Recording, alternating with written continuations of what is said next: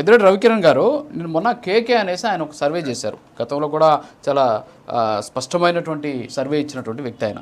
So ఆయన సర్వేలో అంటే ఒక అంశాన్ని మాత్రం నేను తీసుకున్నాను, చాలా అంశాలు ఉన్నాయి అందులో. ఒక అంశం ఏంటంటే వైఎస్ఆర్ కాంగ్రెస్ పార్టీకి ఎవరైతే ఓట్లు వేశారో వాళ్ళకి సంబంధించి మేము ఒక సర్వే చేసాం. సర్వే చేసి కూటమి తరపున ఎవరైతే బాగుంటుంది నాయకుడిగా, లేదు ముఖ్యమంత్రికి ఎవరైతే బాగుంటుంది అంటే ఎక్కువ శాతం మంది పవన్ కళ్యాణ్ గారిని ముఖ్యమంత్రిగా ఉంటే బాగుంటుందని చెప్పేసి కోరారు అని చెప్పేసి ఆయన ఒక సర్వే బయటపెట్టినటువంటి పరిస్థితి. సో ఏంటి వైఎస్ఆర్ కాంగ్రెస్ పార్టీని అధపాతాళానికి తొక్కేస్తానని 11 సీట్లకు పరిమితం చేసింది పవన్ కళ్యాణ్ గారు అని చెప్పేసి బహిర్గతంగా బయట తెలుస్తున్నటువంటి అంశం.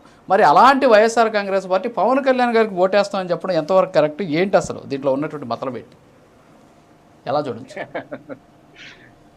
కొన్ని ఎలా ఉంటాయంటే, ఎవరిని మనం ద్వేషిస్తూ ఒక పేరు పదే పదే పదే పదే తినక మేము తీయనగును సాధనము పనులు సమకూరు ధరలోన అన్నట్టు ఆ పేరు తలుచుకొని ప్రేమ పెరిగిపోతుందేమో అని చెప్పి నేనైతే అనుకోండి. ఎందుకంటే మన ఓటమికి కారణం వైసీపీ పార్టీ కార్యకర్తలు నిదట్లో లేపిన అడిగిన కలుపుకోకుండా చెప్పే సమాధానం పవన్ కళ్యాణ్ గారు.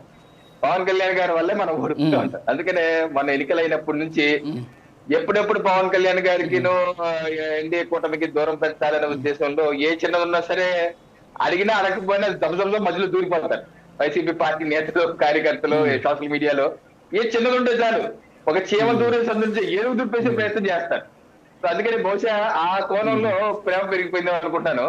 అయితే మీరన్నట్టు సార్, నాకు కూడా నిన్న కాల్ వచ్చింది. అసలు ఎవరు ఫోన్ చేశారో చెప్పరు, ఏ సంస్థ సర్వే చేస్తూ చెప్పరు, ఏ పార్టీ సర్వే చెప్పరు. మీకు ఈ ప్రభుత్వం నచ్చిందంటే 1 నక్కండి, నచ్చకపోతే 2 నక్కండి, చెప్పాలనుకో 3 నక్కండి. నువ్వు ఎవరివైనా అటాకి అసలు ఐవీఆర్ఎస్ కాదు. అసలు నువ్వు who are you to ask me? నేను మొబైల్ కొనుక్కుంది నా కోసం, నీ కోసం కాదు. ఇప్పుడు ప్రభుత్వం కూడా ఒకసారి ఆలోచించాలండి. ఈ మధ్య ఇటువంటి calls unsolicited calls, commercial calls. మా యూనివర్సిటీలో మీకు సీట్ ఇస్తాం, మీరు తీసుకొచ్చి జాయిన్ అవ్వండి, 100 కొద్ది ఫోన్లు, రోజుకి డజన్ ఫోన్లు కన్నా ఎక్కువ వస్తున్నాయి. ఏంటిది అసలు? కమర్షియల్ కాల్స్ కి, సర్వేలకి ప్రభుత్వం ఒక విధానం తీసుకురావాలి. మీ ఛానల్ ద్వారా విజ్ఞప్తి చేస్తున్నాను. ఇలాగా సామాన్య ప్రజలందరినీ డిస్టర్బ్ చేసే హక్కు, అధికారం వాళ్ళకి లేదు, ఆ కమర్షియల్ సంస్థకి లేదు.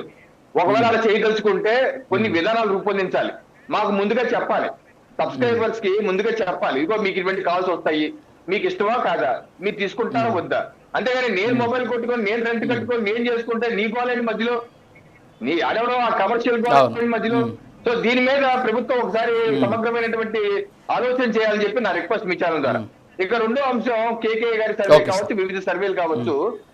నా అభిప్రాయం ఏంటంటే, ఓకే కొన్ని సంస్థలు సర్వేలు చేస్తుంటారు, సెఫాలజిస్టులు ఉంటారు.